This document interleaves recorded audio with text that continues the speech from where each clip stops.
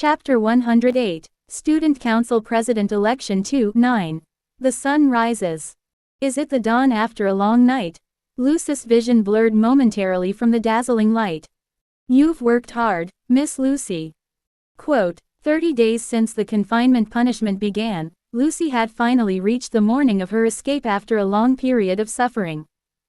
As soon as she arrived for work, Bellmeyer visited Lucy's room and handed back the keys she had managed. The door that had been firmly closed for nearly a month finally slid open smoothly. The sunlight seeping through the crevice was indescribably special. The confinement is over, and you can now move freely within and outside the dormitory as per the schedule. However, you still need to follow the internal regulations of the academy. Quote, finally, Lucy's regret was profound as she had lived through hell for nearly a month due to her impulsive behavior.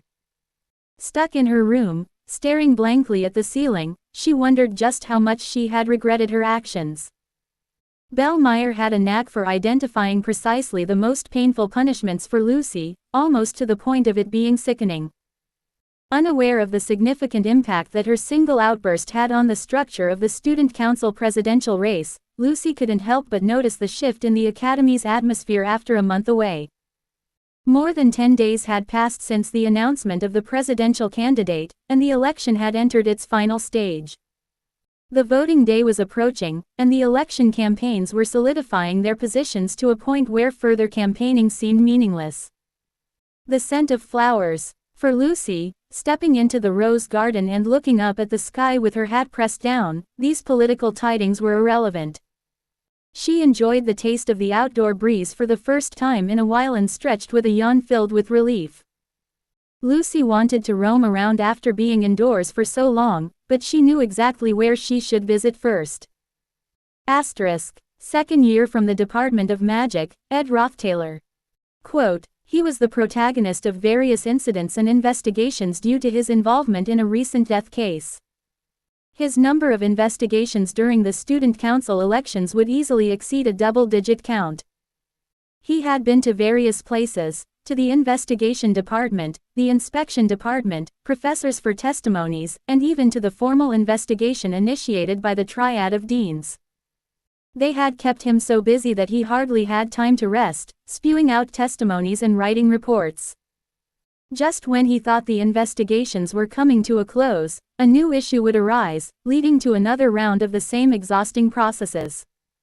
Finally, the investigations were nearing their end, and McDowell, the dean, persuaded Ed to enter the tryst hall, assuring this would be the last time. How could he be so certain this investigation would be it? What could unfold from here? These thoughts crossed his mind as he followed Dean McDowell, who led him to the tryst hall's top floor, to the largest room, the principal's office. Please take a seat. Quote, Guardian Obel welcomed him. Obel was the highest authority holding the final say in the case, sitting inside, the principal of the academy. Obel was close to his 60s but appeared surprisingly young for his age, with a clean-cut hairstyle and dusky skin. Recognized more for his skills than seniority, he was relatively younger than other senior professors. As I sat on the guest sofa, Obel swiftly maneuvered his magical power, causing the tea set to move on its own and a fragrant cup of tea land on the conference table. Obel preferred to minimize staff and didn't shy away from attending to such tasks himself. I've read the investigation files. It seems you've been through quite an ordeal. On behalf of the Academy's security shortcomings, I apologize for the trouble caused. Quote, Obel acknowledged the exhaustion caused by the event and the Academy's inadequacies while seated in his principal chair. His words seemed courteous, an effort to soften the conversation. It was a minimal gesture of consideration. It's not your fault. My opposition was well prepared and methodical, much beyond what security could have anticipated. Quote, it's good of you to say that, but I wonder about the reality. Quote, Obel hinted at layers of inquiries that had filled his desk with documentation from various academy facilities. It's usually impossible for someone at the top of the bureaucratic pyramid to know each detail. But Obel was infamous for going through every piece of the report meticulously. It's an excellent trait as an administrator but makes him the last person subordinates would want to deal with. You survived a stab from a dagger engraved with deadly poison and a fall from a cliff, thanks to the Dulheim hourglass. How you managed to obtain such a sophisticated magic device is beyond me. It's not an item commonly held by students. Quote, I've nothing to hide. I made it myself. Quote, the construction process itself is straightforward compared to other magic apparatuses, yet the materials cannot be easy to acquire. Not to mention the time involved in making it. Quote, I asked someone I know for the materials. I spent almost the entire winter break on the production. Quote, Obel narrowed his eyes, refraining from probing further. He easily grasped the implication of procurement from Elty's trading company during the material sourcing discussion. My history must be clear to him. Without a reason to confront Elter Lortel, Obel was subtly aware that unnecessary entanglements would only exhaust his power. Then you lived in a cave beneath the cliff and were eventually rescued by Yenneker Feylover. The first thing you did upon returning was to publicly defend Tanya Rothtailor at her rally. Quote, yes, exactly. Quote, let me cut to the chase, it felt quite staged. Quote, Obel set aside the documents, resting casually against the back of his chair. It seems as though you hid until everything had quieted down. Is my hunch correct? Facing such a remark, I could only decline, maintaining the story I'd consistently presented. It was said that you were dead. What necessitates such an action? It was clear Obel had not survived his position as the principal for days by being naive. Those who defend their positions for decades are known to nurse their inner snakes. His perceptiveness and insight are essential for survival. Officially announcing that you are alive seems like the right thing to do. A base report regarding your death has already been filed to the Crown, but it must now be corrected and updated. Quote, it's only right, but it seems prudent to report to the Crown with utmost seriousness.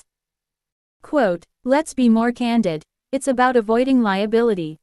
I'll not mince words, although it might sound somewhat blunt.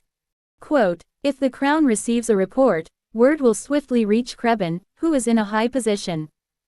Not a good thing for me. The perpetrators Caddock and Knox, who are accused of your assassination, have escaped Aachen. It reeks of an underground forces involvement, but I'll not pursue it. Our academy, however, cannot simply take on such a burden. Quote, although expelled, a once noble was nearly assassinated within the academy, a sibling implicated as the conspirator, and the assassins fled with outside help. It's quite a predicament. Without declaring your survival, the academy cannot defend against these accusations. Therefore, we must confirm that no lives were lost. Quote, rising to a high position means facing the sensitivity of liability. Even Obel, a great mage in his right, is ultimately a part in the machinery of bureaucracy. An accurate report to the Crown will relay information to Krebin much faster than rumors, a man who doubles as the Crown's prime minister and is the Emperor's closest confidant. Thus, I have summoned you for the last inquiry. Quote, Obel's rhetoric, while indirect, was, in essence, straightforward. Report your survival to the Crown. That way, the Academy could partly absolve itself of liability. But from the investigation files, it seems you'd prefer to be considered dead for a while. Academically, that puts us in a tight spot. Should I report it? What are your thoughts? He read my intentions and understood my position, now asking for my opinion. His discernment outmatched the other Academy staff, surmising the situation's heart merely from the reports. Postponing reporting about my survival might be better if the goal is to keep matters quiet. Quote, as you might presume, the one who orchestrated my death is my father, Krebin Rothtailor, the head of the Rothtailor family and a powerholder at the Crown. Quote, as I've said, I've no wish to delve into family affairs. Quote, what I'm trying to express is that making my survival public will only lead to repeated assassination attempts. If he wishes, he will find a way, he always does. Quote, in the long term, it's just another troubling event for the Academy to shoulder. So, wouldn't delaying the report on my return not be too onerous? There are many excuses. time required to assess the facts, document review and rejection, a courier lost in bad weather, that sort of thing. Meanwhile, you can decide whether to report my survival or not. Quote, is there a need to take risks to postpone? On the contrary, it's a risk-reducing action. It allows you to assess the situation. Quote, I slowly continued, my fingers tracing the rim of my teacup. Picturing it all, I imagined Krebin Roththaler in the Crown's office receiving reports filled with numerous details, but the critical line that captured his focus was the confirmation of Ed Roththaler's death. The Roththaler family at the core of the Crown will likely not make a fuss over this incident. Rather, they'd aim to cover it up. Quote, quote. Of course, the final judgment rests with you, Headmaster Obel. If you later find it necessary, you can report my survival. Where is the risk in that? After my speech, I remained silent, giving Obel time to reflect. Sitting quietly for a while, Obel finally smirked. Ed Roththaler, wasn't it? Yes.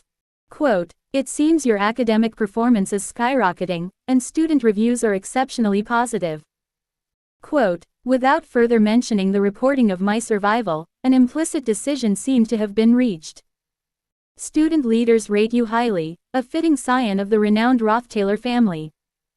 Quote, though presently, I am in disgrace. Regardless. Your sister Tanya Roththaler is also flourishing. Virtually confirmed as the next student president. As I've said before, Sylvania is always on the student's side. Especially for exemplary students such as yourselves, it goes without saying. Quote, his remarks were loaded with significance, but I chose not to delve into the implicit messages. It felt like a subtle recognition from Obel. Hope to see you again. A capable student is always welcome. I'll remember your name.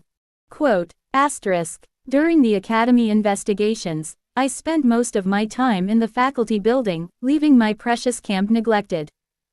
With most investigations nearing an end, and the elections concluding with the final voting event in 2 days, everything seemed to be resolving. I walked out of the principal's office after greeting the dean and, having been told I could return, came out to the first floor of Trix Hall. This bustling hub of academic administration is always full of activity. As I emerged from the crowd, intent on heading back to the main street of the professors' quarters, someone called out to me. I was waiting for you. When I heard you were called to the principal, I was quite startled, big brother. Quote, perhaps it was time to regard her as someone different. Tanya Roththaler, exuding a newfound noble aura, sat demurely on a wooden bench in front of Trix Hall. Her abundant golden hair flowed elegantly, framing her dignified eyes. She wore her school uniform meticulously adorned with a charmingly embroidered cape, likely because she often went outdoors. Despite my own hectic schedule, the fact that she had been waiting here for me felt somewhat burdensome. This was understandable, as Tanya's stock within the academy had skyrocketed in recent weeks. She had garnered such authority that her being called the next student council president wouldn't be surprising, and naturally, she had attracted a multitude of followers. The irony was not lost on me, considering Kylie Eckner's proud claim to be her first follower, knowing who the girl truly was. Already burdened by hearing Merelda's endless complaints about that girl, these stories weren't easy to simply brush off. It seems you're almost certain to be elected according to the news I've heard. Congratulations. It seems your moment to shine has finally come. Quote, we can't be complacent yet. Quote, Tanya's pure smile is rare, considering her high status and soon-to-be student council president role. As expected, the political currents of the election had turned as predicted. Tanya's almost certain victory was influenced by 3 main factors. First, her proven innocence. She consistently professed her innocence in the face of adversity and managed to maintain her dignity even amidst the jeers of the public. This inspired some, and there appeared to be a hint of penitence for having scorned her as a murderer. Secondly, the majority of the departmental heads had declared their support for Tanya. This element involved some influence on my part. Of the 12 departmental heads across 4 grades, 8 had expressed their support for Tanya. The backing of a head carried symbolic weight, influencing the students in that department. Finally, it was the downfall of Lortel, which had been popular early in the election, that struck the fatal blow. Perhaps it was Lortel's shrewd political acumen.